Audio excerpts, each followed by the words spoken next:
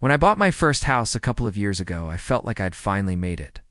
A quiet, chill neighborhood, big backyard, trees rustling in the breeze, morning coffee on the porch. It was everything I'd hoped for. That kind of peaceful. You can breathe here vibe. But there was one glitch in paradise. His name? Rick. Now, Rick wasn't just a bad neighbor, he was a walking cliché. Picture this.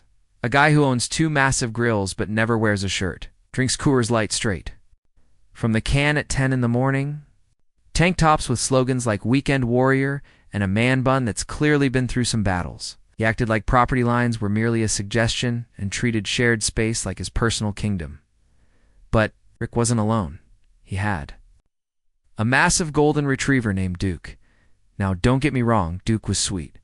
Big, golden, dopey smile. Friendly giant. But this dog had one very specific daily habit. Every morning like clockwork, Duke would trot over into my yard, find the exact center of my beautifully kept lawn, squat, and drop the nastiest pile you've ever seen. Not near the sidewalk. Not behind a bush. Dead center. Oh. Like my lawn was his sacred altar. His personal dumping ground. At first, I gave them the benefit of the doubt. I mean, maybe Rick didn't realize it. Maybe Duke slipped past the fence. So I walked over cool calm. Polite and said, "Hey man, I think Duke's been using my yard lately. Could you maybe keep him leashed? Or at least pick it up when it happens?" Rick didn't miss a beat. Took a sip of his beer, looked me right in the eye, and said, "It's all nature, bro. You don't own the earth." And just like that, something in me snapped. "Oh, we're doing that, huh? See? I tried being reasonable." I patched the fence. I installed a motion-activated sprinkler that blasted water the second Duke stepped onto my grass. I even tried citrus peels. Dogs hate that smell, right? But Rick just laughed. He saw the sprinkler one morning and shouted across the yard, "Nice try, but Duke's built different." That was the moment I realized. If I wanted peace, I'd have to earn it the hard way. So I got creative. Every morning when Duke did his thing, went out with gloves and a scoop. And I didn't throw it away. I started collecting it. Day after day, turd after turd, I filled a Home Depot bucket lined with a trash bag. A little water to keep things fresh. After about 2 weeks, it looked like something that could qualify as a war crime. Cursed stew from hell. Disgusting, heavy, and ready. One Saturday, Rick and Duke were gone. The coast was clear. I took the bucket, walked into Rick's yard.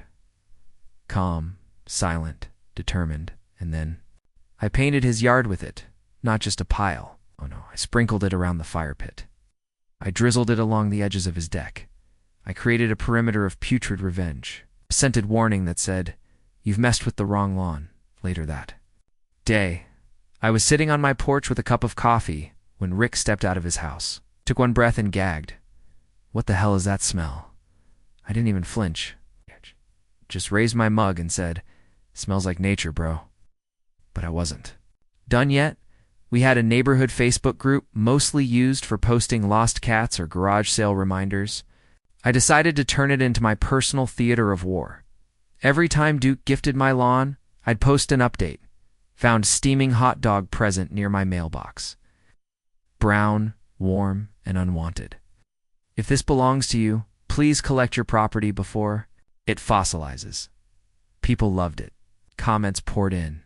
Emojis, laugh reacts. One neighbor even posted following for updates. This is better than Netflix. Then I upped the game. I started planting little signs in my yard. Popsicle sticks, glitter, googly eyes. Each one had a haiku. Yes, haikus. Passive-aggressive poetry for the soul. "Dear Duke the Pooper, this is not your golden throne my grass feels." Betrayed, another said, "Oh mighty dog Duke, why must you choose my front yard?" The roses are soddy, scattered them across the yard like landmines of sarcasm, and the neighborhood ate it up. Rick, not so much. One day he stormed over, red-faced and fuming. "Are you trying to make me look bad?" Ice. Dared him down. Calm, dead. "Serious, buddy? I don't need to try." Just like that, everything changed.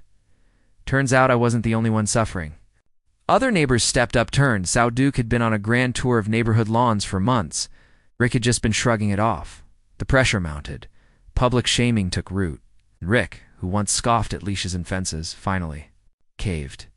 He built a fenced-in dog run in his backyard, started walking.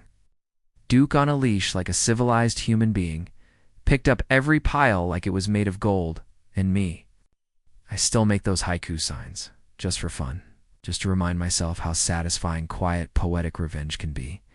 Because sometimes, justice doesn't come with handcuffs or lawsuits. Sometimes it comes with a bucket, some glitter, and the will to stand up for your lawn. So here's the moral. Folks, never underestimate a peaceful man with a scoop, a bucket, and a bone to pick. Because the moment you treat someone's space like trash, you might just wake up to find the whole neighborhood laughing and your backyard smelling like regret.